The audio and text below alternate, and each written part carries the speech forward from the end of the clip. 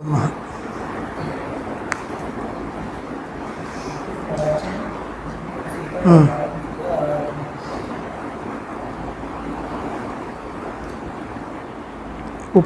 त्रैविध्यात् उपासा त्रैविध्यम आपद्येत उपक्रमोपसंहाराभ्याम् एकस्य उपासनं विवक्षितम् एकमेव उपासनं विवक्षितम् इति ज्ञायते।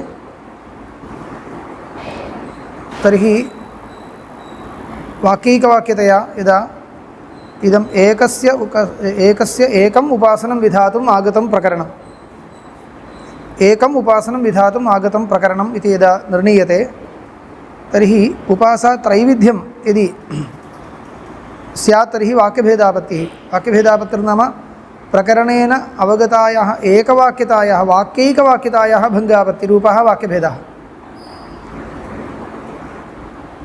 एकेन वाक्येन अनेके अर्थाः उच्यन्ते इति न, एकेन प्रकरणेन प्रकरणस्य एकवाक्यता वाक्यैकवाक्यता अवगम्यते तर्हि एकप्रकरणत्वं न स्यात्। अयमेव दोषः जायते। एकप्रकरणत्वम् अस्य न स्यात्। उपासनात्रयं विधीयते इत्युच्यते चेत् तस्मात् किं कर्तव्यं, यानि प्राणलिङ्गानि प्रतीयन्ते यानि जीवलिङ्गानि प्रतीयन्ते तानि सर्वाणि ब्रह्मपरतया योजनीयानि इति व्याख्यानं कृतं। तदेव इदानीम् अग्रे गच्छति। बुद्ध्याद्युप उपाधिकृतं तु विशेषमाश्रित्य ब्रह्मैव सञ्जीवः कर्ता भोक्ता चेत्युच्यते।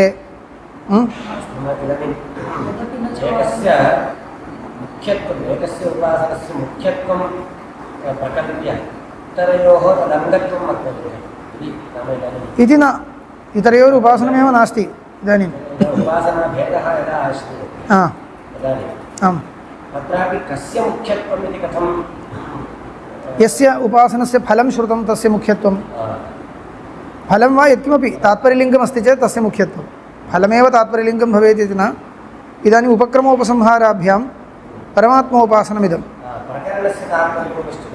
प्रकरणं परम् एवं नाम अङ्गाङ्गिभावग्राहकं प्रमाणम् अपेक्षते, तदा एव एकं प्रधानम् अन्यदङ्गमिति वक्तुं शक्यते। अङ्गाङ्गिभावग्राहकं प्रमाणं पूर्वमीमांसकैरुच्यमानानि यानि प्रमाणानि तेषु मध्ये एकम् इत्येव, तद्वदेव अत्रापि चिन्तनीयमस्ति। श्रुतिलिङ्गादिषु मध्ये अङ्गत्वग्राहकं किमपि प्रमाणम् अपेक्षणीयं, तदा एव एकम् अङ्गम् इति वक्तुं शक्यते। यद्यपि इदं कायिकं कर्म नास्ति, कायिकप्रधानं कर्म नास्ति उपासनं, मानसं कर्म, अथापि अङ्गाङ्गिभावादिकं यदा निर्णेतव्यं तान्येव श्रुतिलिङ्गादीनि समाश्रीयन्ते।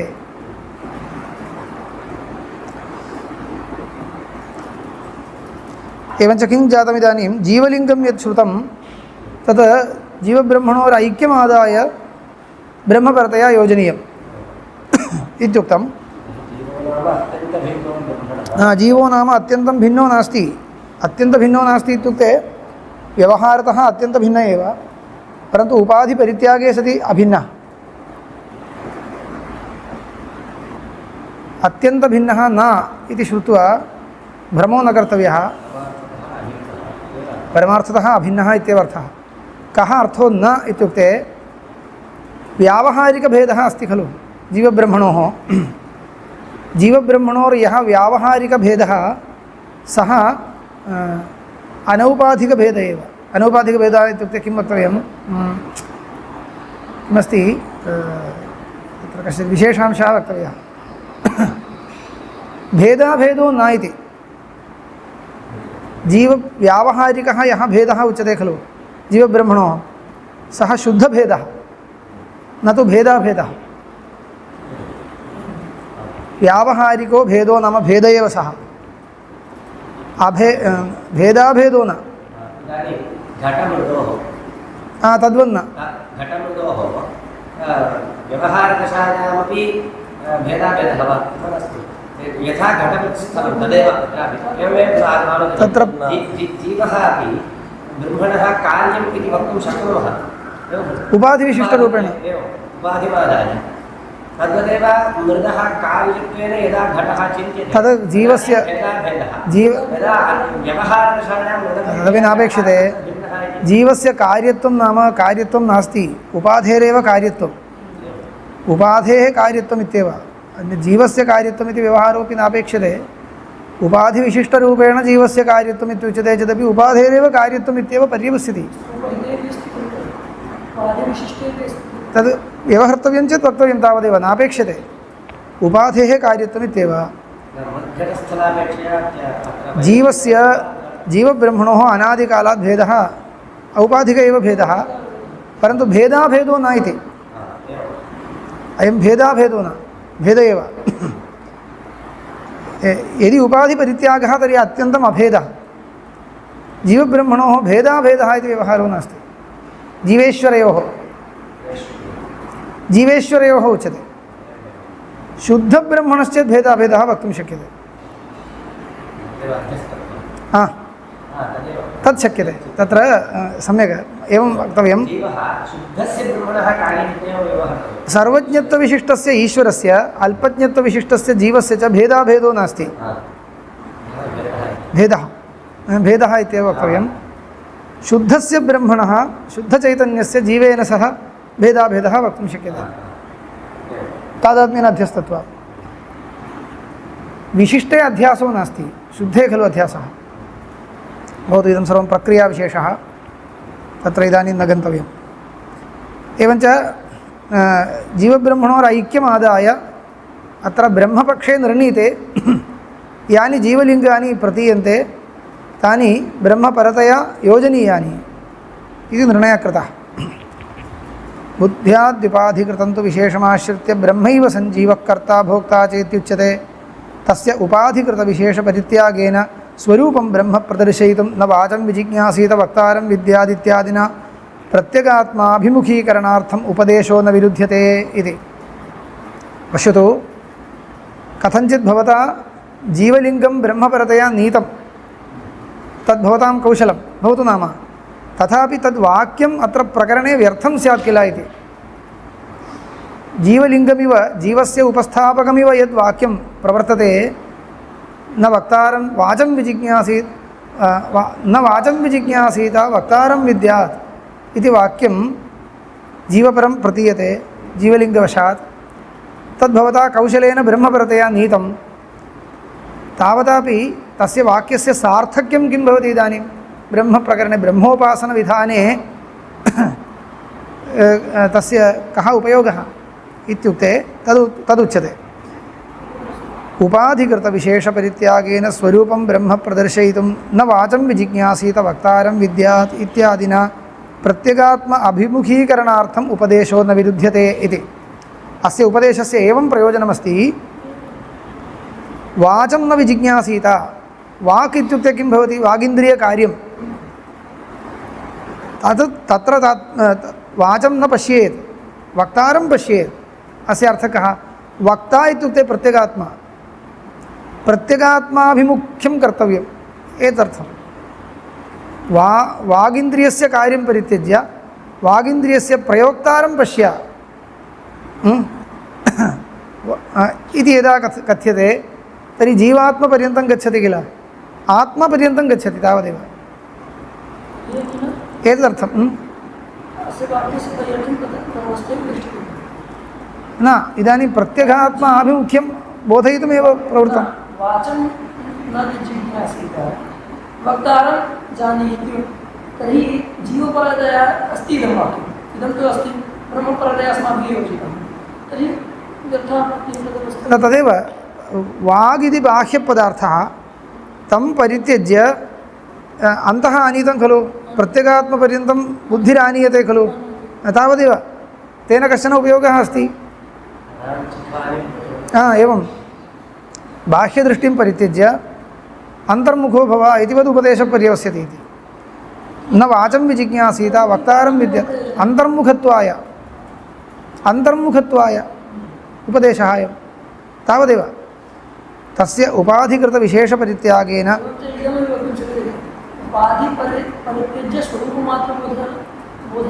तदेव वागिन्द्रियकृतं खलु वक्तृत्वं, वागिन्द्रियकृतं व्यापारं परित्यज्य इत्युक्ते स्वरूपमेव लभ्यते। वाचं न विजिज्ञासीत इत्युक्ते वागिन्द्रियकृतं व्यापारं परित्यज्य न वाचं विजिज्ञासीत इत्यनेन उपाधिपरित्यागपर्यन्तम् उक्तम्। उपाधिपरित्यागः उपाधेर्व्यापारपरित्यागः उपाधिरत्र वागिन्द्रियं तस्य तत् व्यापारस्य च परित्यागं कृत्वा वक्तारं विद्यात् इत्युक्ते सः वक्ता न भवति, स्वरूपं भवति तदेव। तर्हि अन्तर्मुखत्वं नीयते। इदमेव मया उक्तं वक्तारं विद्यात् इत्यादिना प्रत्यगात्माभिमुखीकरणार्थम् अयम् उपदेशो न विरुध्यते। तर्हि तस्य ब्रह्मोपासने उपयोगः अस्ति। यद्वाचानभ्युदितं येन वागभ्युद्यते तदेव ब्रह्मत्वं विद्धि नेदं व्यजिदमुपासते इत्यादि च श्रुत्यन्तरं वचनादिक्रिया अव्यापृतस्यैव, क्रिया व्यापृतस्य न, वचनादिक्रिया अव्यापृतस्यैव आत्मनः ब्रह्मत्वं दर्शयति।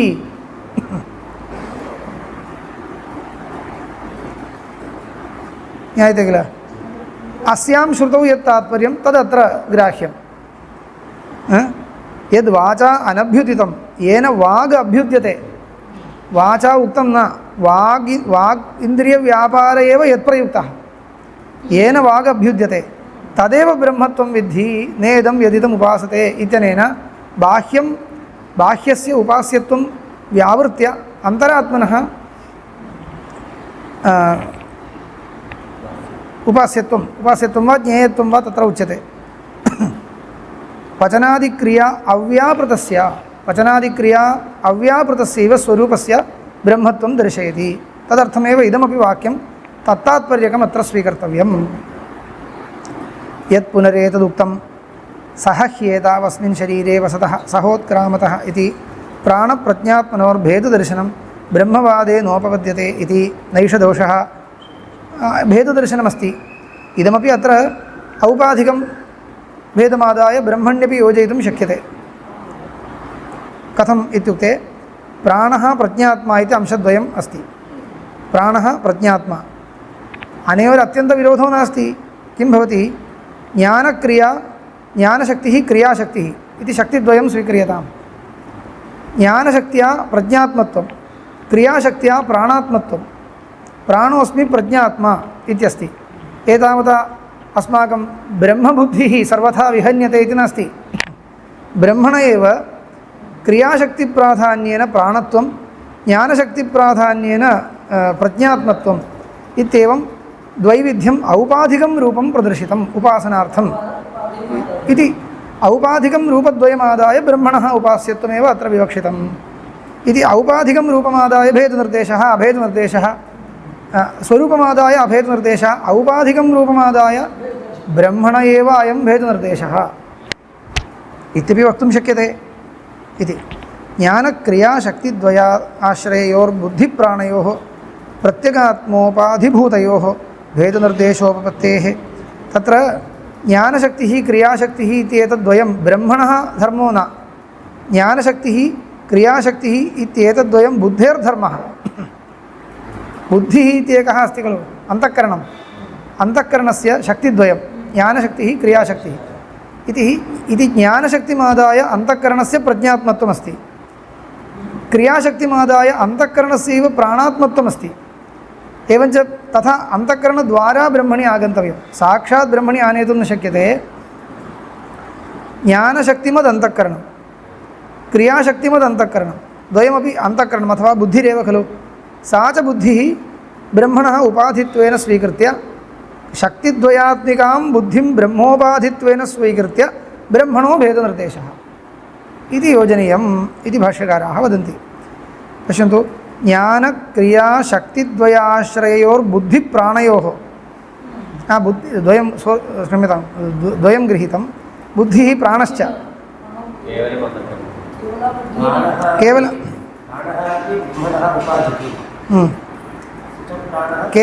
केवला बुद्धिः मास्तु, प्राणोऽपि सूक्ष्मशरीरे मया तथा वक्तव्यं, तथा अन्यथा आगतं। सूक्ष्मशरीरं सूक्ष्मशरीरम् इत्येकं स्वीक्रियताम् तत्र प्राणोऽपि अन्तर्गतः बुद्धिरपि अन्तर्गतः बुद्धिः क्रिया ज्ञानशक्तिमती प्राणः क्रियाशक्तिमान् तथा योजनीयम् एवञ्च बुद्धिप्राणयोः ज्ञानक्रियाशक्तिद्वय आश्रययोः प्रत्यगात्म उपाधिभूतयोः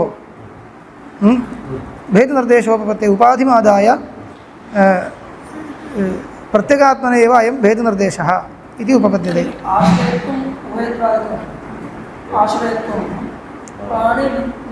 आगतम् भवतु मया आश्रयः एकः इति वर्णयितुं पूर्वं यत्नः कृतः परन्तु तथा विवक्षा न दृश्यते भाष्ये अतः परिवर्तितं तावदेव अस्तु तथैव उच्यते सूक्ष्मशरीरम् इति एकं स्वीक्रियते चेत् एकः इति वक्तुं शक्यते तद् किमपि वक्तुं शक्यते तत्र आग्रहो नास्ति उपाधिद्वयोपहितस्य तु प्रत्यगात्मनः स्वरूपेणाभेदः इत्यतः प्राण एव प्रज्ञात्मा तावद्दूरं गन्तव्यं भोः तावद्दूरं गन्तव्यं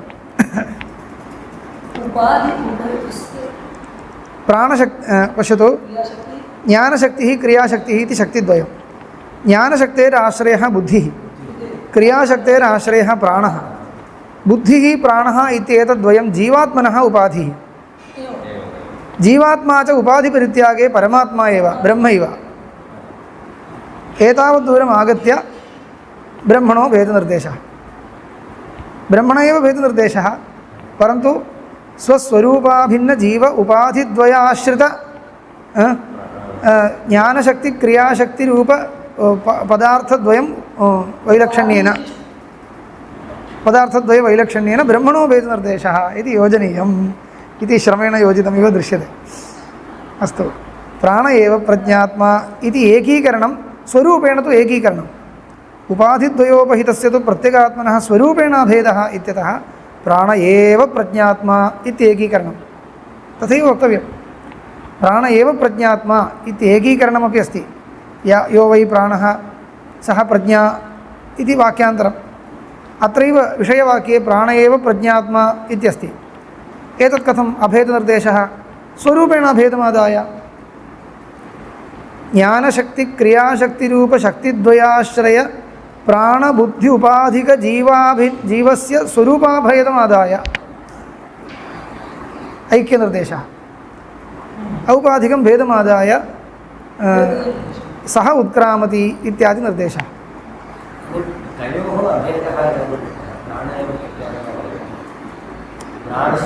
स्वरूपेण अभेदः उक्तः जीवब्रह्मणोः प्राणशब्देन प्राण एव उच्यते क्रियाशक्तिमान् प्राणः तस्य जीवस्य अभेदो न सः जीवस्य उपाधि प्राणशब्देन क्रियाशक्तिमान्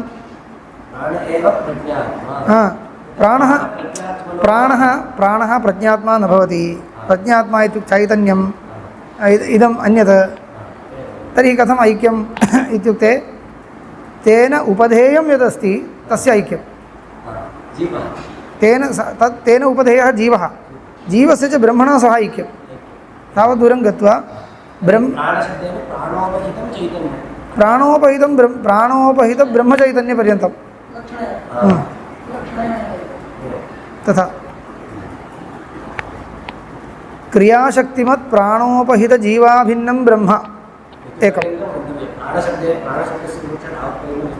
एवं क्रियाशक्तिमत् प्राणोपहित जीवाभिन्नं ब्रह्म ज्ञानशक्तिमत् बुद्ध्युपहित जीवाभिन्नं ब्रह्म इति पदार्थद्वयम् इति भेदनिर्देशः स्वरूपेण ऐक्यात् अभेदनिर्देशः एवम् इति एकं व्याख्यानं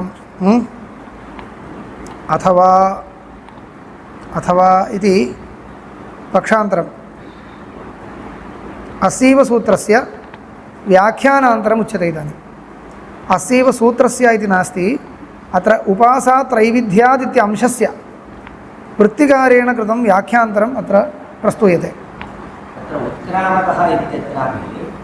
प्राणोपहितं चैतन्यम् उत्क्रामति इति इदानीं ब्रह्मण एव उत्क्रमणं वक्तव्यम् औपाधिकरूपेण उपाधिः उत्क्रमति इत्यतः तदानीम् उपहितस्य पूर्वपक्षकाले किमुक्तं ब्रह्मणः उत्क्रमणं नास्ति किल इत्युक्तं तस्मात् जीवलिङ्गम् इत्युक्तं नास्ति स्वरूपेण नास्ति जीवभावेन वर्तते इति स्वीकृत्य ब्रह्मणि योजनीयम् इति इदानीम् उच्यते अथवा इत्यारभ्य वृत्तिकारमतः वृत्तिकारमतेन उपासात् त्रैविध्यात् इत्यस्य व्याख्यानं क्रियते इदानीम् अथवा न उपासात् त्रैविध्याद् आश्रितत्वादिह तद्योगात् इत्यस्य अयमन्योऽर्थः जीवमुख्यप्राणलिङ्गान् नेति चेन्न उपासात् त्रैविध्याद् इत्यस्ति किल इदानीं कथं व्याख्यातम् उपासात् त्रैविध्यापत्तेः आपत्तिपरतया व्याख्यानं कृतम् अथवा तथा मास्तु उपासात् त्रैविध्यम् इह विवक्षितं तस्मात् दोषो नास्ति कः आशयः इत्युक्ते उपक्रमोपसंहाराभ्याम् इदं ब्रह्मप्रकरणम् इत्यवगतं खलु तर्हि अत्र ब्रह्मोपासनमेव विधित्सितम् इत्यपि ज्ञायते ब्रह्मोपासनमेव विधित्सितम् अन्योपासनं तु न तर्हि प्राणलिङ्गानि जीवलिङ्गानि च कथं नेयानि इति क्लेशो जातः तानि ब्रह्मपरतया नेयानि इति इदानीं व्याख्यानं कृतम् अथवा इत्यारभ्य किमुच्यते तथा मास्तु प्राणलिङ्गं प्राणलिङ्गमेव भवतु जीवलिङ्गं जीवलिङ्गमेव भवतु एवञ्च प्राणपरं वाक्यं प्राणमेव उपस्थापयतु जीवपरं वाक्यं जीवमेव उपस्थापयतु जीवधर्मानेव उपस्थापयतु प्राणधर्मानेव उपस्थापयतु तर्हि इदं त्रिविधमुपासनं स्यात् इत्युक्ते तथा न उपासना त्रैविध्यं स्यात् इति चेत् तथा न उपासना त्रैविध्यम् इत्यस्य अर्थः कः उपासना त्रयम् इति न उपासनम् एकमेव ब्रह्मण एव उपासनं परन्तु ब्रह्मणः त्रिविधम् उपासनमिदं विवक्षितम् इत्यस्तु विशेष्यमेकमेव ब्रह्मण एव त्रिविधम् उपासनम् इदं विवक्षितं तस्मात् वाक्यभेदो नास्ति वाक्यभेदः कदा स्यात् त्रयाणाम् उपासनानि त्रीणि विहितानि चेत् अत्र त्रीणि उपासनानि न विधीयन्ते एकमेव उपासनं त्रिविधम् एकस्यैव उपासनं भवति इत्युक्ते एकमेव उपासनम् इति कथम् उपास्यस्य एकत्वात् उपासनम् एकं तस्य प्रयोगत्रैविध्यं यथा एकोद्देशेन अनेकविधाने सति वाक्यभेदः अस्ति एकोद्देशेन अनेकविधानमिति नास्ति इदानीं प्रयोगभेदः इति यदा उच्यते तदा दोषो नास्ति अत्र अन्तरधिकरणे आदित्ये विद्यमानत्वेन तस्य एकम् उपासनम् एकः प्रयोगः चक्षुषि विद्यमानत्वेन अपरः प्रयोगः उपासनं तु एकमित्युक्तं परमात्मन एव उपासनं येषु अन्तरादित्ये हिरण्मयपुरुषो दृश्यते इत्यनेन आदित्ये विद्यमानत्वेन उपासनम् उक्तं स एव पुनः अथ चक्षुषी इत्युक्तम् उपास्यम् एकम् एक एव परमात्मा उपास्यः इति च निर्णीतम् एकस्यैव उपासनस्य प्रयोगद्वयमिति निर्णीतं तद्वदेव अत्रापि अस्मिन् प्रकरणे उपासनम् एकम् एकस्यैव उपासनं ब्रह्मण एव उपासनम् उपासनं च एकमेव उपासनं तस्मात् तर्हि प्रयोगत्रयमिति यदा उच्यते तर्हि प्रयोगत्रयमपि अनुष्ठीयते चेदेव फलं भवति अवश्यं तथैव तथा विवक्षते तथैव विवक्षते यदा एकस्य उपासनस्य प्रयोगत्रयमित्युच्यते तदा त्रिविधप्रयोगोपि अनुष्ठीयते चेदेव फलं भवति अयं नियमो न अयं नियमोपि न यदा भिन्नाधिकारिकत्वम् उच्यते तदानीम् अयं नियमो न भवति एकस्यैव ज्योतिष्टोमस्य राजन्यकर्तृकः अन्यः प्रयोगः ब्राह्मणकर्तृकः अन्यः प्रयोगः इति एवं भवति तदानीं तत्र यदा अधिकारिभेदेन प्रयोगभेदः यदि उच्यते तत्र मिलित्वा प्रयोगः इति न भवति नैव शक्यते एक एव राजा ब्राह्मणस्य न भवति तथा न शक्यते अन्यादृशस्थले सर्वत्र एतत् सर्वं मीमांसामर्यादां स्वीकृत्य एव वक्तव्यम् अन्यादृशस्थले सर्वत्र प्रयोगभेदः इति यदा उच्यते प्रयोगद्वयं समुचित्य अनुष्ठेयम् इति उत्सर्गतः पर्यवस्यते अपवादस्थलानि तत्र तत्र भवन्ति तदेव समानकर्तृकप्रयोगत्रयं तत्र प्रयोगभेदकाः गुणाः इति मीमांसाशास्त्रे चिन्त्यन्ते प्रयोगभेदः कथं निर्णेतव्यः प्रयोगभेदकाः केचन भवन्ति कर्तृकालादयः तत्र कर्त्रा यदा प्रयोगभेदः निर्णीयते कर्तृभेदेन यदा प्रयोगभेदो निर्णीयते समुचित्य अनुष्ठानं न भवति कालभेदेन यदा प्रयोगभेदः निर्णीयते दर्शपूर्णमासयो तथा पौर्णमास्याम् एकः प्रयोगः अमावास्यायाम् अपरः प्रयोगः तदा एककर्तृकं तद्भवेत् कर्तृभेदो नास्ति यदा एककर्तृकत्वं प्रयोगस्य कालभेदेन प्रयोगभेदश्च इति यदा व्यवस्थाप्यते तदा एकेन कर्त्रा द्वयं कृतं चेदेव फलं नो चेत् फलं न भवति तद्वत् अत्र भविष्यति नास्ति एकः एव प्रयोगत्रयेण अनुष्ठानं करोति तर्हि फलभेदः वक्तव्यः यथा अन्तरादित्ये तदपि भवति यदि फलभेदेन प्रयोगभेदः निर्णीयते तदा उक्तं चेत् अत्र फलभेदो नोक्तः एतादृशं चिन्तनीयं तत्र इतोपि तस्मिन् विषये विचारादिकं भवति पश्यामः इदानीं एवञ्च योजनभेदः अवगन्तव्यः एकस्यैव उपासनम् एकमेव उपासनम् एक एव प्रयोगः इति वक्तव्यम् इति पूर्वमासीत् नो चेत् वाक्यभेदो भवति इति इदानीम् उच्यते तथा मास्तु वाक्यभेदस्तु परिहर्तुं शक्यते प्रकरणेन ब्रह्मोपासनम् इदमिति ज्ञातं तावदेव किल तत् संरक्ष्यैव वयं योजयामः ब्रह्मणः एव इदम् उपासनं परन्तु त्रिविधम्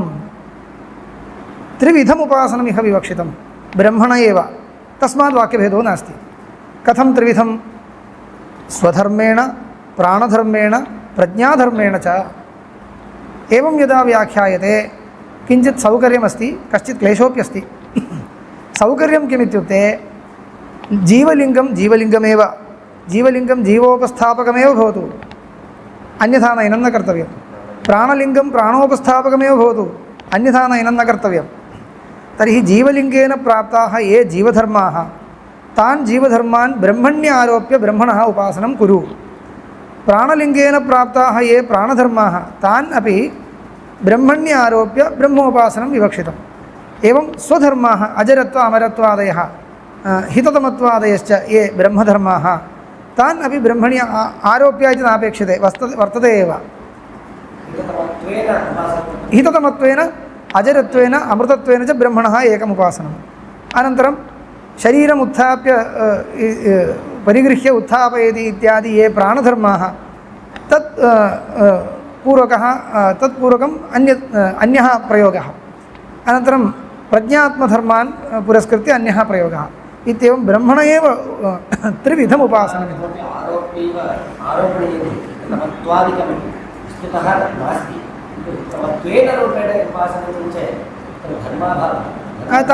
तत् निर्धर्मकत्वम् आलोच्य भवता उच्यते मया तु आरोपो नावश्यकः इति कुतः उक्तम् इत्युक्ते व्यावहारिकः खलु इति कृत्वा हिततमत्वादीनां व्यावहारिकत्वात् आरोपो नास्ति इति मया लोकरीत्या उक्तं प्राणधर्माः अपि व्यवहारतः ब्रह्मणि नास्ति प्राणधर्माः प्रातिभासिकाः आरोपणीयाः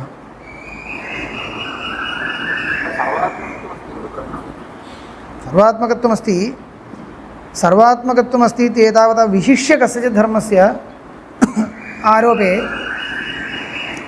किं भवति सर्वात्मकत्वमस्ति इति कृत्वा इदं न आरोप्यते तदानीं व्यावहारिकं भवेत् अनेन किं पृच्छ्यते सर्वात्मकत्वमस्ति खलु सर्वात्मकत्वं व्यावहारिकं तर्हि व्यावहारिक एव अयम् आरोपः इति परन्तु तथा न सूक्ष्मः भेदः अस्ति सर्वात्मकत्वं पुरस्कृत्य अयम् आरोपो विवक्षितः इति न तर्हि जीवलिङ्गं व्यर्थं स्यात् जीवलिङ्गं प्राणलिङ्गं च भवता परित्यक्तं स्यात् अतः किं वक्तव्यं जीवलिङ्गेन अयं जीवधर्मः इति ज्ञातं ब्रह्मणो व्यावृत्तस्य जीवस्य अयं धर्मः इति ज्ञातं प्राणधर्मं प्राणलिङ्गं पुरस्कृत्य अयं ब्रह्मणो व्यावृत्तस्य प्राणस्य धर्मः अयम् इति ज्ञातम्। एवञ्च प्राणस्य धर्मत्वेन उपस्थितम् एकं धर्मम् आदाय इदानीं ब्रह्मणि आरोपकर्तव्यः इत्युक्ते अयं प्रातिभासिकारोपो भवति। पश्यन्तु, अयं धर्मः यदा अस्माकं पुरतः लभ्यते तदा प्राणधर्मत्वेन वा जीवधर्मत्वेन रूपेण लभ्यते। सर्वात्मकत्वम् आदाय ब्रह्मधर्मः इति न आगतम्। इदानीं सर्वात्मकत्वम् इति वस्तुस्थितिः सा अन्या, तद् आलोच्य नोच्यते इदानीं। तर्हि जीवलिङ्गं त्यक्तम् इति स्यात् भवता। भवान् जीवलिङ्गं पश्यति, जीवलिङ्गं पश्यन् जीवधर्मः अयम् इति अवगच्छति। तद् ब्रह्मलिङ्गम् इत्येव आयातम्, अवगतं वा? न मिश्रीकर्तव्यम्, अत्यन्तं जागरूकतया वक्तव्यं, न मिश्रीकर्तव्यं। सर्वात्मकत्वस्य अत्र विचारः एव नास्ति। सर्वात्मकत्वं चेत् ब्रह्मलिङ्गमेव खलु तदागतम्। अतः जीवलिङ्गत्वेन ज्ञातम् एकं धर्मं ब्रह्मणि आनीय स्थापनीयम् इत्युक्ते अयं प्रातिभासिकारोपः। एतद् अभिप्रेत्य मया प्रातिभासिक एव आरोपः इति उक्तम्।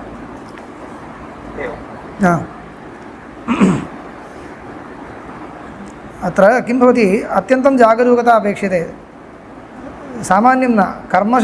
मीमांसाशास्त्रेपि तावान् क्लेशो नास्ति इति भाति कदाचित्। एकं ब्रह्म वर्तते, तस्य विविधं स्वरूपम् आदाय योजनीयम् अस्ति, तदानीं क्लेशः। पश्यतु, इदमेव इदानीं विवक्षितम्। उपासनात्रैविध्यं विवक्षितम्। उपासनम् एकम्, एकस्यैव उपासनस्य विधात्रयं, तिस्रः विधाः, तथा च वाक्यभेदो नास्ति इति योजयितुं शक्यते इति मन्यते। अथवा न उपासनात्रैविध्यं त्रैविध्यादाश्रितत्वादिह तद्योगाद् इत्यस्य अयम् अन्योर्थः न ब्रह्मवाक्येपि जीवमुख्यप्राणलिङ्गं विरुध्यते। इदानीं पश्यतु, जीवमुख्यप्राणलिङ्गं, जीवलिङ्गं मुख्यप्राणलिङ्गं च समाहारद्वन्द्वं कृतं। जीवमुख्यप्राणलिङ्गं न विरुध्यते ब्रह्मवाक्येपि, यद्यपि इदं ब्रह्मप्रकरणं, ब्रह्मवाक्यं नाम ब्रह्मप्रकरणं, वाक्यैकवाक्यताम् अभिप्रेत्य ब्रह्मवाक्यम् इत्युच्यते। ब्रह्मप्रकरणे जीवलिङ्गं मुख्यप्राणलिङ्गं च न विरुध्यते। कथम्? उपासात्रैविध्यात् त्रिविधमिह ब्रह्मोपासनं विवक्षितं, प्राणधर्मेण, प्रज्ञाधर्मेण, स्वधर्मेण च। तत्र आयुरमृतम् उपास्व, आयुः प्राणः इति प्राणलिङ्गम्, इदं शरीरं परिगृह्य उत्थापयति इति, तस्मात् एतदेव उक्तमुपासीत इति च प्राणधर्मः। अथ यथास्यै प्रज्ञायै सर्वाणि भूतान्येकी भवन्ति तद्व्याख्यास्यामः इत्युपक्रम्य वागेवास्याः एकम् अङ्गम् अदूदुहत्, तस्यै नाम परस्तात् प्रतिविहिता भूतमात्रा प्रज्ञया वाचं समारुह्य वाचा सर्वाणि नामान्याप्नोति इत्यादि प्रज्ञाधर्मः। अत्र उदाहृतानां वाक्यानाम् अर्थं रत्नप्रभायां पश्यन्तु। मया अन्यः कश्चन विषयः वक्तव्यः अस्ति, अतः अहम् इदानीम् अर्थवर्णनार्थं न गच्छामि। सम्यक् अत्र रत्नप्रभायां प्रतिशब्दं गृहीत्वा अर्थः लिखितः अस्ति। तावा एतादशैव भूतमात्रा अधिप्रज्ञं दशप्रज्ञामात्रा अधिभूतं, यद्धि भूतमात्रा न स्युः न प्रज्ञामात्रा स्युः, यद्धि प्रज्ञामात्रा न स्युः भूतमात्रा स्युः, न ह्यन्यतरतो रूपं किञ्चन सिद्ध्येत्। नो एतन्नाना तद्यथा रथेषु नेमिरर्पिता, नाभौ अरा अर्पिता, एवमेव एता भूतमात्रा प्रज्ञामात्रा स्वर्पिताः, प्रज्ञामात्रा प्राणे अर्पिताः, स एष प्राण एव प्रज्ञात्मा इत्यादिर्ब्रह्मधर्मः। एवं त्रयाणां धर्माः इदानीं कीर्तिताः। श्रुतिवाक्यानाम् अर्थं स्वीकृत्य यथा इदं प्राणधर्मपरं ब्रह्मधर्मपरं च भवति, जीवधर्मपरं च भवति, तथा योजयन्तु। सम्यक् लिखितमस्ति अधस्ताद् रत्नप्रभायां। विषयस्तु मया उक्तः। तस्मात् त्रयाणां धर्माः अत्र उपलभ्यन्ते। तस्मात् ब्रह्मण एव एतद् उपाधिद्वयधर्मेण स्वधर्मेण च एकम् उपासनं त्रिविधं विवक्षितं। स्पष्टं वा? ब्रह्मण एव एतत् उपाधिद्वयधर्मेण, प्राणोपाधिं जीवोपाधिं च स्वीकृत्य, प्राणधर्मं जीवधर्मं च पुरस्कृत्य, स्वधर्मं च पुरस्कृत्य एकम् उपासनं त्रिविधं विवक्षितम्। अन्यत्रापि मनोमयः प्राणशरीरः इत्यादौ उपाधिधर्मेण ब्रह्मणः उपासनम् आश्रितम्, इहापि तद्युज्यते। वाक्यस्य उपक्रमोपसंहाराभ्यां एकार्थत्वावगमात् प्राणप्रज्ञा ब्रह्मलिङ्गावगमाच्च तस्मात् ब्रह्मवाक्यमेतदिति सिद्धम् इति। अत्र शाण्डिल्यविद्यायां मनोमयः प्राणशरीरः इति अग्रिमाधिकरणे आगमिष्यति। तत्रापि कानिचित् जीवलिङ्गानि वर्तन्ते। तर्हि जीवधर्माः उपस्थाप्यन्ते। एवञ्च अन्यधर्मैरपि ब्रह्मणः उपासनं तु तत्र तत्र विधीयमानं दृश्यते। तस्मात् तत्र कोऽपि विरोधो नास्ति। अन्यधर्मेण ब्रह्मणः उपासनं भवति वा इत्युक्ते भवति, तत्र विरोधो नास्ति इत्युक्त्वा अधिकरणं समापितम्। अत्र अथवा इति पक्षः युक्ततरः इति भाति खलु।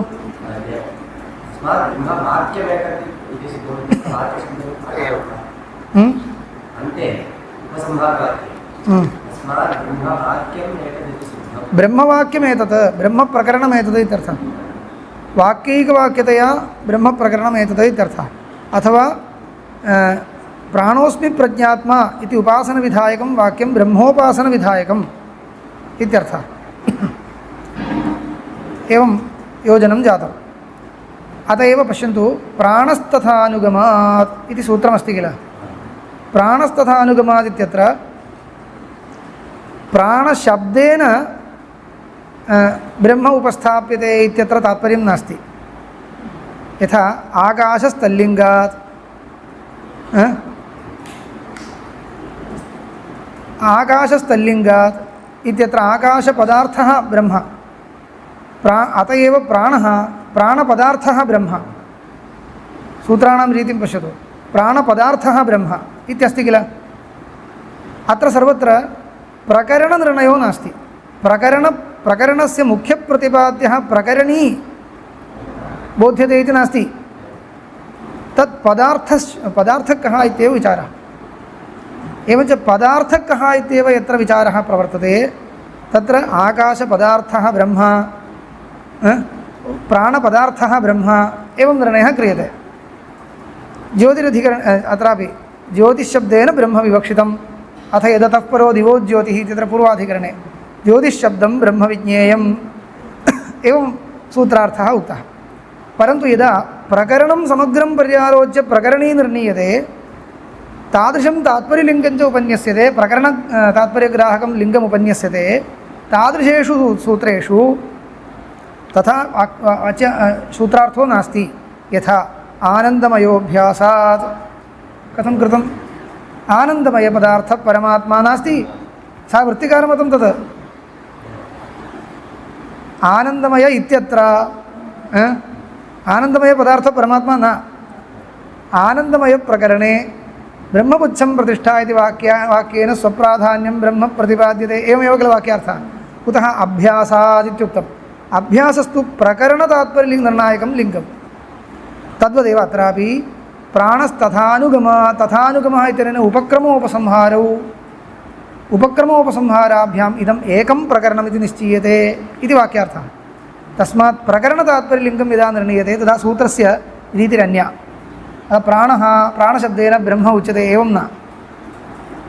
प्राणशब्दस्य कोऽर्थः इति केवलं विचारः न अत्र। इदं प्रकरणं ब्रह्मोपासनविधायकं। यदा बहूनि लिङ्गानि सन्ति सर्वमादाय विचारः इदानीं।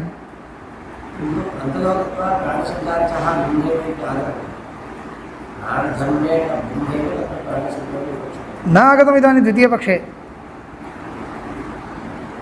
प्राणधर्मेण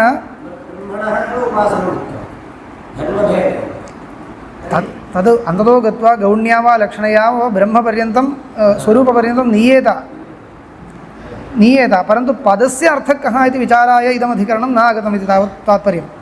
यदा ब्रह्मोपासनमेव अत्र विवक्ष्यते इति निर्णीयते तदानीं पदयोजनापि कर्तव्या भवेत्, नास्ति इति न।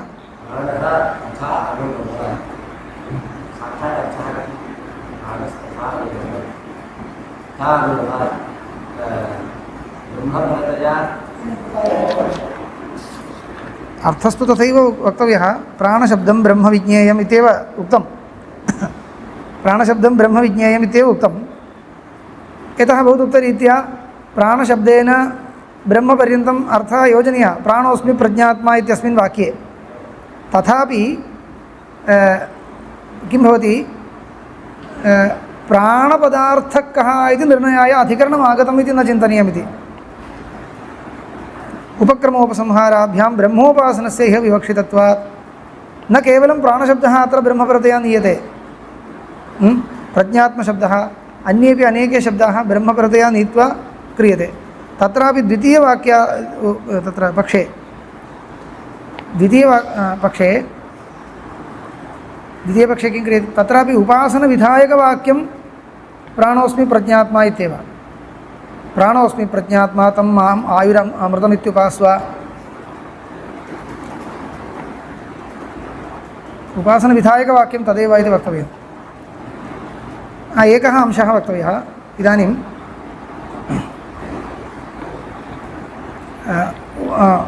वृत्तिकारमतेन इदम् उच्यते।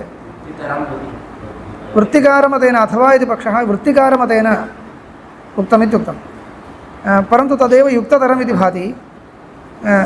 वृत्तिकारमतम् इदानीं भाष्यकारी स्वीक्रियते अथवा स्वीकृत्येव खलु उक्तं, परन्तु युक्ततरं तत् इति विवक्षा नास्ति।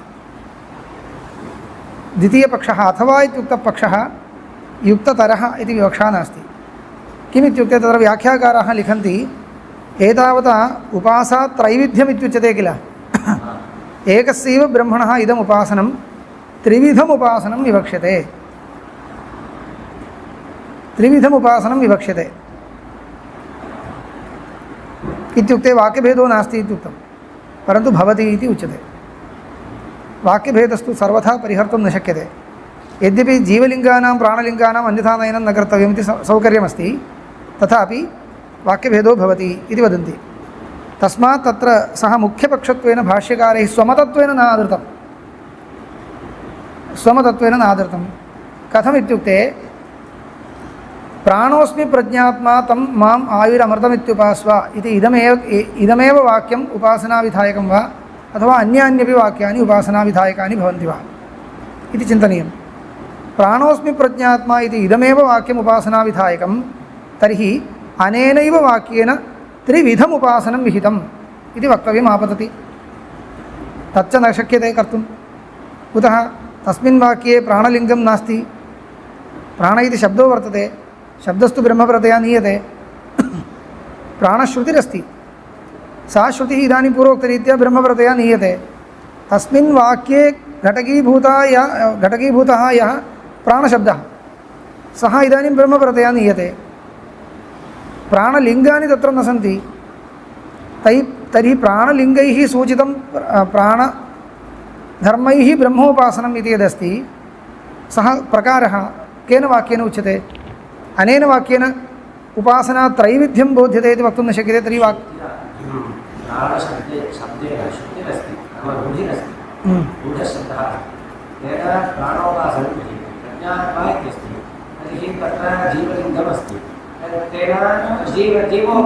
न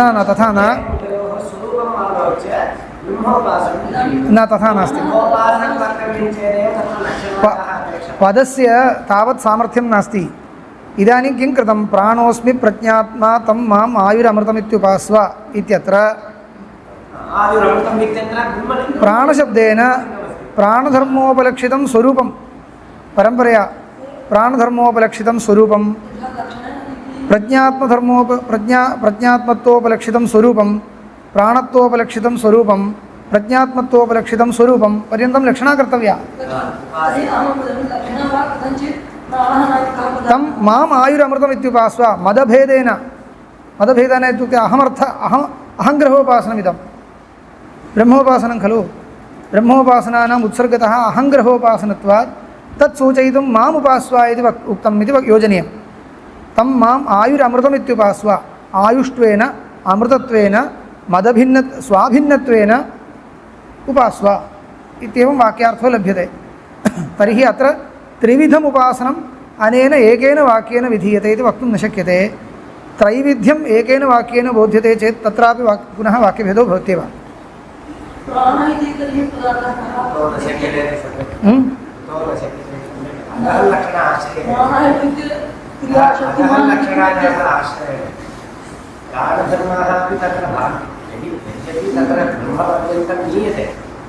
तर्हि प्राणधर्माः न भवन्ति इदानीं अजलक्षणायाम् आश्रितायाम् अजः लक्षणाश्रयणेपि प्राणधर्माः इदानीं न तत्र शब्दस्य पर्यवसानं कुत्र जातं पर्यवसानं स्वरूपे जातम् इतः परं प्राणधर्म अपि च प्राणधर्मः कः तत्र उक्तः प्राणधर्मः इत्यनेन त्रिविधम् उपासनमिह विवक्षितम् इत्यनेन प्राणधर्माः विवक्षिताः प्राणधर्माः इदं शरीरं परिगृह्य उत्थापयति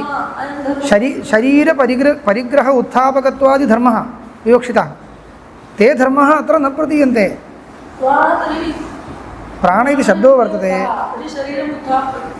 तदत्र नोक्तम् उक्तं वा अन्येन वाक्येन किल उच्यते अर्थः न लभ्यते अन्येन वाक्येन उच्यते उपास्याः धर्माः अत्र नोच्यन्ते अन्येन वाक्येन उच्यते यदा प्रयोगत्रयमिति वक्तव्यं तर्हि पृथक् एव वाक्यद्वयम् अपेक्षते अन्यथा वाक्यभेदो भवति एकेन वाक्येन प्रयोगद्वयं विधातुं न शक्यते एकेन वाक्येन कर्मद्वयविधाने वाक्यभेदः इति यथा प्रयोगद्वयविधानेपि वाक्यभेदो भवत्येव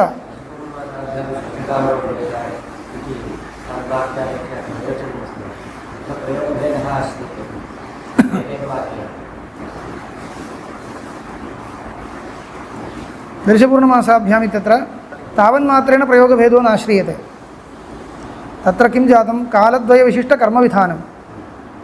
कालद्वयविशिष्टकर्मविधानम् इत्यस्ति दर्शपूर्णमास सम्यक् दर्शपूर्णमासाभ्यां स्वर्गकामो यजेत इत्यत्र तद्वाक्यं न वक्तव्यम् आग्नेयवाक्यं स्वीक्रियते यदाग्नेयोष्टाकपालः अमावास्यायाञ्च पौर्णमास्याञ्च इति कालद्वयविशिष्टकर्मविधायकमिति कालद्वयविशिष्टं कर्मविहितमिति कृत्वा प्रयोगद्वयम् अर्थात् लभ्यते इति तत्र उच्यते अत्र तथा नास्ति अत्र अस्मिन् वाक्ये प्राणधर्माः प्रज्ञाधर्माः जीवधर्माः एतत् सर्वम् अत्र नोक्तं धर्माः नोक्ताः यैः धर्मैः प्रयोगभेदः आक्षेप्तव्यः ते धर्माः अस्मिन् उपासनाविधायकवाक्ये न श्रुताः तावदेव मया उच्यते उपासनविधायकवाक्यम् इदमेव इति यदा उच्यते किमपि एकं वाक्यं वक्तव्यं तस्मिन् वाक्ये ते धर्माः न श्रुताः यैः धर्मैः प्रयोगभेदः वक्तव्यः ते धर्माः अत्र न श्रुताः तर्हि प्रयोगभेदः वक्तव्यश्चेत् तद्धर्मविशिष्ट उपासनाविधायकवाक्यान्तरम् अपेक्षते यथा अन्तरादित्ये हिरण्मयपुरुषो दृश्यते इत्येकं वाक्यम् अन्तरक्षिणी इत्यपरं वाक्यं वाक्यद्वयेन प्रयोगद्वयं विहितम् इति वक्तुं शक्यते तद्वदेव अत्र प्रयोगद्वयविधायकं वाक्यान्तरं कल्पनीयं तर्हि किं कर्तव्यम् अनेनैव वाक्येन प्रयोगद्वयं विधीयते इत्युक्ते वाक्यभेदो भवति तस्मात् किं कर्तव्यम् इत्युक्ते जीवलिङ्गम् इति यदुच्यते जीवलिङ्गं जीवधर्मोपस्थापकं यद्वाक्यं तत्र अन्यः उपासनविधिः कल्पनीयः उपासनविधिर्न उपासनस्यैव प्रयोगान्तरं विधीयते इति वक्तव्यं किल अवगतं वा कुत्र इदं प्राणशब्दः ब्रह्मतया तत् उपलक्षितब्रह्म इति अस्मिन् वाक्ये प्राणशब्दः प्राणोपलक्षितब्रह्मपरः लक्षणया भवद्भिः लक्षणा स्वीक्रियते एकं वाक्यं सा लक्षणा सर्वैरपि स्वीकर्तव्या प्राणोऽस्मि प्रज्ञात्मा इति वाक्यं ब्रह्मोपासनं विधत्ते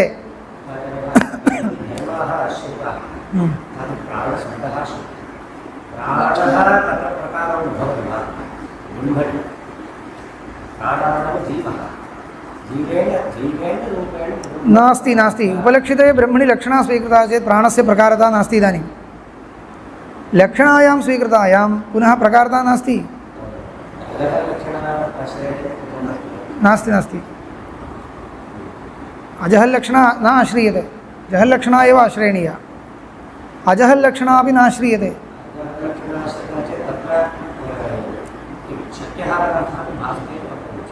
अजहल्लक्षणा मास्तु जहल्लक्षणा एव स्वीकर्तव्या स्वरूपं लक्ष्यते इति वक्तव्यं प्रज्ञात्मशब्देन प्राणशब्देन स्वरूपं लक्ष्यते तर्हि ब्रह्मैव तत्र बोध्यते अन्यन्न बोध्यते इति आगतं तर्हि किं कर्तव्यम् इत्युक्ते वाक्यान्तरेण यत्र प्राणलिङ्गं श्रूयते तत्र एकं ब्रह्मणः प्राणधर्मविशिष्टम् एकम् उपासनम् एकः प्रयोगः इति किल वक्तव्यं तादृशप्रयोगबोधकं किञ्चित् वाक्यान्तरं कल्पनीयं एवं च जीवधर्मः यत्र श्रूयते तत्र जीवधर्मविशिष्टस्य ब्रह्मोपासनस्य प्रयोगान्तरं बोधयितुं वाक्यान्तरं कल्पनीयम्। रीतयः मीमांसा अभ्यस्ता चेत् तस्य स्वारस्यम् अवगन्तुं शक्यते। तस्मात् प्रयोगान्तरं विधीयते इति वक्तव्यं। तर्हि तत्र प्रयोगान्तरबोधनाय विध्यन्तरकल्पनम् इत्येकं गौरवं वर्तते। अपि च प्रयोगान्तरम् इत्यत्र तात्पर्यग्राहकं किम् इति वक्तव्यम्। प्रयोगान्तरत्वे किं तात्पर्यग्राहकम् इति वक्तव्यं। तत्र तु अथशब्दो वर्तते। यदतः परो दिवो ज्योतिः तत्र न अन्तरादित्ये हिरण्मयो पुरुषो दृश्यते। तत्र पश्यतु अथ अक्षिणी इत्यस्ति। अथशब्दस्य प्रकरणविच्छेदकत्वं नास्ति, परन्तु प्रयोगविच्छेदकत्वमिति प्रयोगभेदबोधकत्वम् इत्यादिकं प्रयोगभेदः इति अकस्मात् वक्तुं न शक्यते।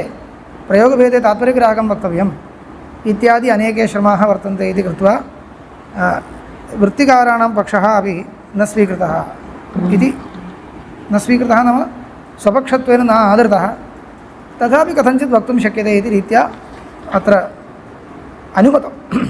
अनुमतम् इति स्थितिरस्ति।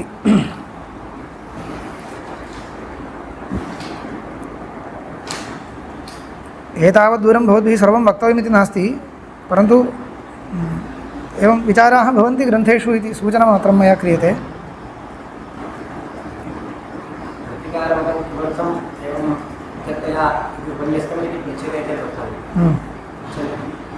एवं वक्तव्यं वृत्तिकारमतं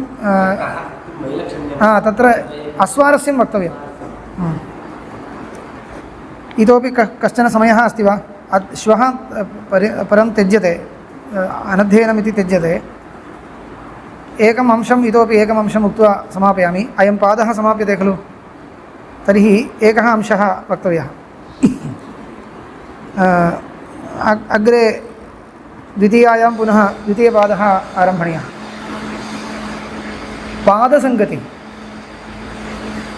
पादसङ्गतिः निरूपणीया अस्ति। 10 निमेषेषु समापयामि। अयं विषयः इदानीं एतावदुक्तं भवद्भिः विस्मृतं चेदपि इतः परं वक्ष्यमाणं तु अवश्यं स्मर्तव्यं।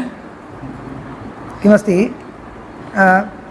प्रथमपादे स्पष्टब्रह्मलिङ्गकानां वाक्यानां ब्रह्मणि समन्वयः पादसङ्गतिः इति उच्यते। द्वितीयपादे अस्पष्टब्रह्मलिङ्गकानां वाक्यानां ब्रह्मणि समन्वयः इति एवं वैलक्षण्यम् उच्यते।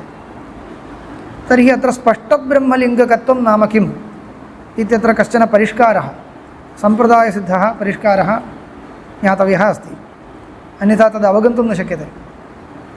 किमर्थं परिष्कारः अपेक्षते इत्युक्ते इमानि यानि वाक्यानि एतावत्पर्यन्तेषु अधिकरणेषु चिन्तितानि तानि स्पष्टब्रह्मलिङ्गकवाक्यानि इति वक्तव्यम्।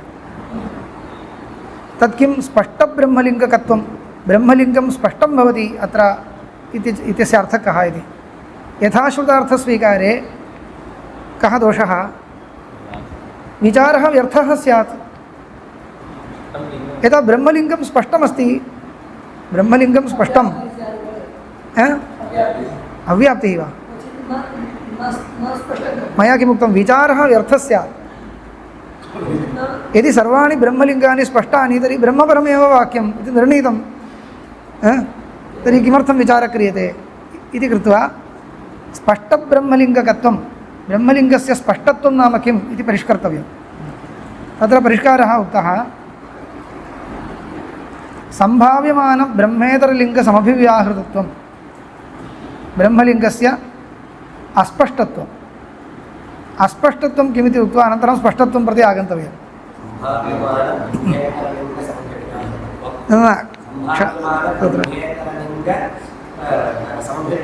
समभिव्याहृतत्वं अस्पष्टत्वम्।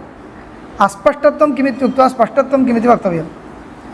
ब्रह्मेतरलिङ्गम् अस्पष्टम् इति कदा उच्यते? ब्रह्मलिङ्गं स्पष्टम् इति कदा उच्यते? ब्रह्मेतरलिङ्गसमभिव्याहृतं चेत् अस्पष्टमिति उच्यते।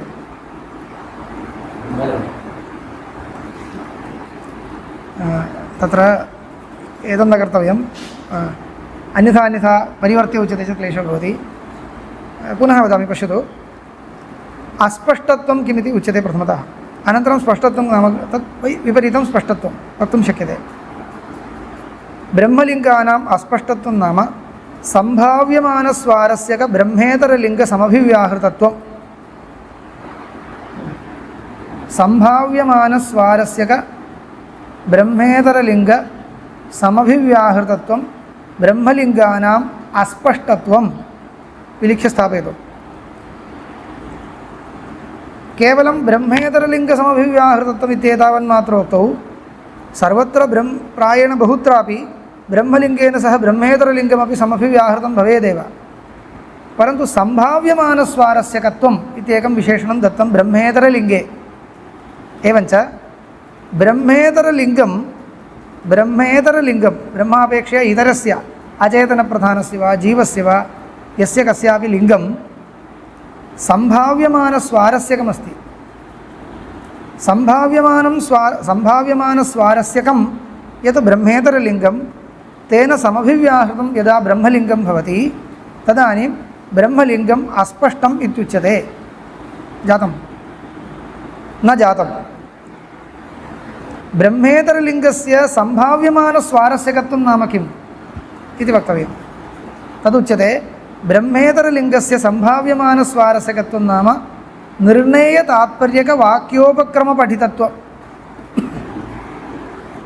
निर्णेयतात्पर्यकं यद्वाक्यं यस्य वाक्यस्य तात्पर्यनिर्णयः इदानीं कर्तव्यः तद्वाक्यं निर्णेयतात्पर्यकं वाक्यं तस्य वाक्यस्य उपक्रमे ब्रह्मेतरलिङ्गं वर्तते इति मन्यतां तर्हि उपक्रमे विद्यमानत्वादेव तस्य स्वारस्यं लभ्यते सम्भाव्यमानस्वारस्यकत्वं लभ्यते तथा च अन्ततो गत्वा तात्पर्यं किमिति वदामि कोऽपि क्लेशो नास्ति अत्र परिष्कारवाक्यं श्रुत्वा क्लेशो जायेत परन्तु वाक्योपक्रमगतत्वम् अस्य परिष्कारस्य तात्पर्यार्थं वदामि अत्यन्तं सुलभं किमपि नास्ति एकं विषयवाक्यम् अस्माभिः स्वीक्रियते खलु विचाराय तस्य विषयवाक्यस्य उपक्रमे यदि ब्रह्मेतरलिङ्गमस्ति तर्हि ब्रह्मलिङ्गम् अस्पष्टम् इत्युच्यते ब्रह्मलिङ्गम् अस्ति परन्तु विषयवाक्यस्य उपक्रमे एव ब्रह्मेतरलिङ्गम् अस्ति इति मन्यताम् तर्हि तस्मिन् वाक्ये विद्यमानमपि ब्रह्मलिङ्गम् अस्पष्टम् इत्युच्यते यस्मिन् वाक्ये ब्रह्मेतरलिङ्गम् अस्ति परन्तु उपक्रमे नास्ति तर्हि तद् ब्रह्मलिङ्गं स्पष्टम् इत्युच्यते तावदेव इदानीम् अस्माकं कार्यं किम् इत्युक्ते यानि वाक्यानि उदाहृतानि तेषु वाक्येषु उपक्रमे ब्रह्मेतरलिङ्गम् अस्ति वा इति द्रष्टव्यं यदि ब्रह्मेतरलिङ्गं नास्ति ब्रह्मेतरलिङ्गं वाक्ये कुत्रचित् भवतु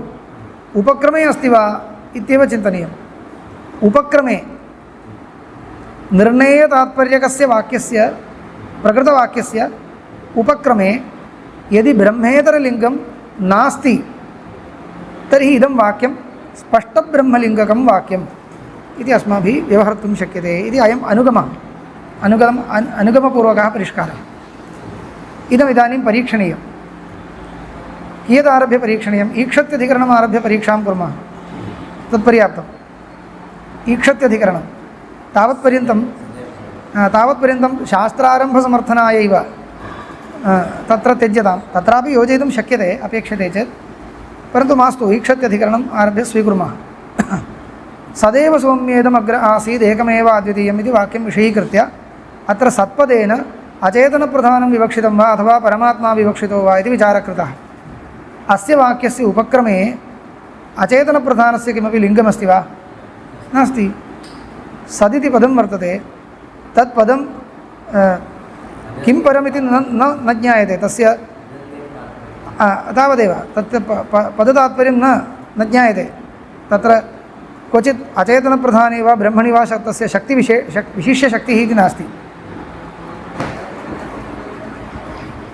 वाक्यशेषे विद्यमानम् ईक्षणादिकमादाय निर्णयः क्रियते तच्च ब्रह्मलिङ्गं ब्रह्मेतरलिङ्गम् उपक्रमे किमपि नास्ति तर्हि तत् स्पष्टब्रह्मलिङ्गकं वाक्यम् इति वक्तुं शक्यते अनन्तरं किम् आनन्दमयाधिकरणम् आनन्दमयाधिकरणे भाष्यकाररीत्या चिन्तनीयं ब्रह्मपुच्छं प्रतिष्ठा इति वाक्यं विषयः अस्मिन् वाक्ये सन्देहः कथम् आगतः इत्युक्ते विकारपरस्य पुच्छशब्दस्य श्रवणात् इत्युक्तं परन्तु सः पुच्छशब्दः वाक्यस्य उपक्रमे नास्ति उपक्रमे ब्रह्मश्रुतिरेव वर्तते किल तर्हि ब्रह्मेतरलिङ्गं किमपि उपक्रमे नास्ति विषयवाक्यस्य उपक्रमे ब्रह्म इति खलु वर्तते ब्रह्मेतरलिङ्गं किमपि नास्ति तस्मात् तद्वाक्यमपि स्पष्टब्रह्मलिङ्गकम् इति वक्तुं शक्यते अनन्तरम् अन्तरधिकरणम्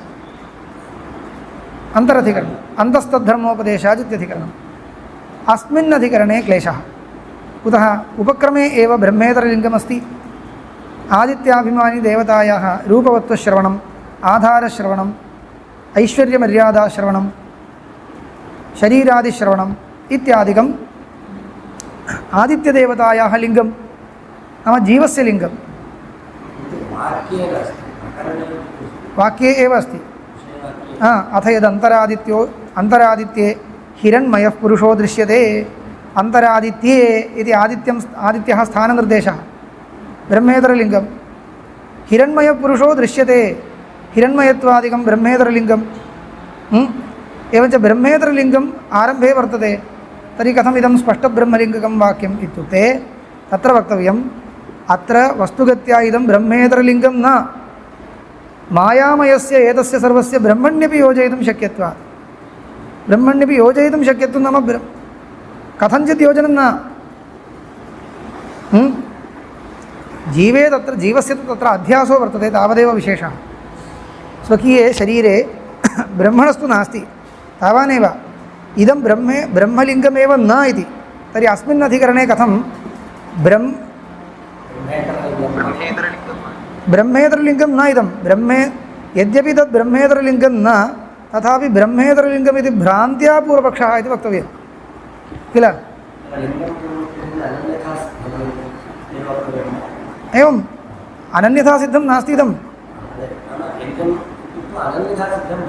यद् भवता ब्रह्मेतरलिङ्गम् इत्युक्तं तद् मायामयं रूपमादाय ब्रह्मण्यपि योजयितुं शक्यते यदा मायामयं रूपं ब्रह्मैव स्वकीयं चिह्नं प्रदर्शयति मायामयं रूपं किञ्चित् भक्तानुग्रहाय प्रदर्शयति ब्रह्मणः तद्रूपम् इति व्यवहारयोग्यं तद्भवति भगवान् श्रीकृष्णः परमात्मनैव अवतारः इति उच्यते खलु परमात्मनैव तद्रूपं भक्तानुग्रहार्थम् अवतीर्णमस्ति इति यदा उच्यते तत् भवति मायामयं रूपम् इति यदा ब्रूमः तर्हि यद्यपि ब्रह्मेतरलिङ्गं तन्न भवति परन्तु ब्रह्मेतरलिङ्गत्वभ्रान्त्या पूर्वपक्षकृतः इति वक्तव्यं तस्मात् तत्र वस्तुतो ब्रह्मेतरलिङ्गत्वं नास्ति ब्रह्मव्यावर्तकं लिङ्गं तन्न भवति ब्रह्मव्यावर्तकं चेदेव खलु ब्रह्मेतरलिङ्गं ब्रह्मव्यावर्तकं न भवति तस्मात् तत्र तस्यापि स्पष्टब्रह्मलिङ्गकत्वम् उपपादयितुं शक्यते इति अनन्तरं किम् अधिकरणम् आकाशाधिकरणे आकाशाधिकरणं प्राणाधिकरणं च अस्य लोकस्य का गतिरित्य आकाश इति होवाच आकाशाद्येव खल्लिमानि भूतानि जायन्ते अत्र आकाशपदं भूताकाशे रूढम् इति कृत्वा सन्देहो जातः एवञ्च उपक्रमे आकाशश्रुतिरस्ति लिङ्गमस्ति वा लिङ्गं नास्ति किल ब्रह्मेतरलिङ्गम् उपक्रमे अस्ति वा नास्ति तावदेव पर्याप्तं भो लिङ्गं नास्ति परन्तु तदपेक्षया उत्कृष्टा श्रुतिरस्ति खलु इति भवता प्रष्टव्यं तदस्तु तद् मम विषयो न परिष्कारः आगतो वा तावदेव चिन्तनीयं लिङ्गमस्ति वा ब्रह्मेतरलिङ्गम् उपक्रमे अस्ति वा नास्ति प्राणाधिकरणे यद् विषयवाक्यं तत्रापि एवमेव प्राण इति होवाच इति तत् प्राणे श्रुतिः न तु लिङ्गं तर्हि ब्रह्मेतरलिङ्गम् उपक्रमे नास्ति इति कृत्वा तस्यापि स्पष्टब्रह्मलिङ्गकत्वं योजयितुं शक्यते इतः परं किमस्ति ज्योतिश्चरणाधिकरणम् अथ यदतः परो दिवो ज्योतिर्दीप्यते तत्रापि ज्योतिःपदं भूतज्योतिषी रूढम् इति भ्रान्त्या प्रश्नः पूर्वपक्षः ज्योतिःपदं भूतज्योतिष्येव रूढं नास्ति प्रकाशकत्वेन रूपेण प्रकाशके रूढं प्रकाशकत्वेन रूपेण ब्रह्मण्यपि प्रयोक्तुं शक्यते जीवेपि नाम भूतज्योतिष्यपि प्रयोक्तुं शक्यते इति स्थितं। तस्मात् अत्रापि भूतज्योतिषि आरूढमेव पदं नाम ब्रह्मव्यावर्तिकारूढी तत्र नास्ति, तथापि अस्ति इति भ्रान्त्या पूर्वपक्षः इत्येव मन्तव्यम्। इदानीं दीप्यते इत्यादिकमपि यदा एवं यदा पश्यामः तर्हि ब्रह्मेतरलिङ्गं न भवति, नास्ति। तावन्मात्रं न, तत्र आरम्भे यच्छब्दश्रुतिरस्ति। यदतः परो दिवो ज्योतिर्दीप्यते, यच्छब्दश्रुतिः किं करोति? पूर्वप्रकरणस्थं ब्रह्म अनुकृष्य द्विसम्बन्धितया अनुकृष्य प्रदर्शयति इति कृत्वा तत्रापि उपक्रमे ब्रह्मेतरलिङ्गं नास्ति। तस्मात् तदपि स्पष्टब्रह्मलिङ्गकं वाक्यम् इति योजयितुं शक्यते। इतः परम् इदमेव प्राणोऽस्मि प्रज्ञात्मा प्रतर्दनाधिकरणं। प्राणोऽस्मि प्रज्ञात्मा तं माम् आयुरमृतमित्युपास्व। अत्र प्राणोऽस्मि प्रज्ञात्मा इत्यपि इदं प्राणलिङ्गं न, श्रुतिः तावदेव, लिङ्गं न, श्रुतिरेव सा। प्रकरणोपक्रमे च हिततमत्वादिकं ब्रह्मलिङ्गम् उपन्यस्तं च वर्तते। प्राणोऽस्मि प्रज्ञात्मा इति सर्वं लिङ्गं न, प्राणलिङ्गं न। प्राणलिङ्गम् इति प्राणस्य धर्मो वक्तव्यः। लिङ्गं न तत्, वाचकशब्दः सः। प्रज्ञात्मा इति जीव एव उच्यते। लिङ्गं नाम किं भवति? तस्य धर्मः विशिष्य बोधनीयः। तद् अन्ये अग्रे शरीरं परिगृह्य उत्थापयति इत्यादिकमेव। तस्मात् एवं योजयितुं शक्यते इति साम्प्रदायिकाः मन्यन्ते। अग्रिमाधिकरणे तथा न, विषयवाक्योपक्रमे जीवलिङ्गं वर्तते, तदग्रे प्रदर्शयिष्यामि।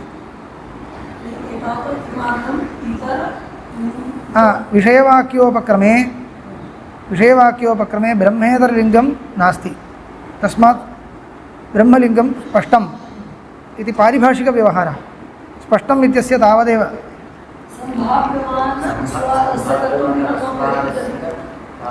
ब्रह्मलिङ्गस्य अस्पष्टत्वं कीदृशमिति मया परिष्कृतं। ब्रह्मलिङ्गस्य अस्पष्टत्वं नाम सम्भाव्यमानस्वारस्य ब्रह्मेतरलिङ्गसमभिव्याहृतत्वम्। सम्भाव्यमानस्वारस्यकत्वञ्च निर्णयतात्पर्यकवाक्योपक्रमगतत्वम्। ब्रह्मेतरलिङ्गस्य सम्भाव्यमानस्वारस्यकत्वञ्च निर्णयतात्पर्यकवाक्योपक्रमगतत्वम्। अयं परिष्कारः सम्प्रदायसिद्धः। ब्रह्मविद्याभरणे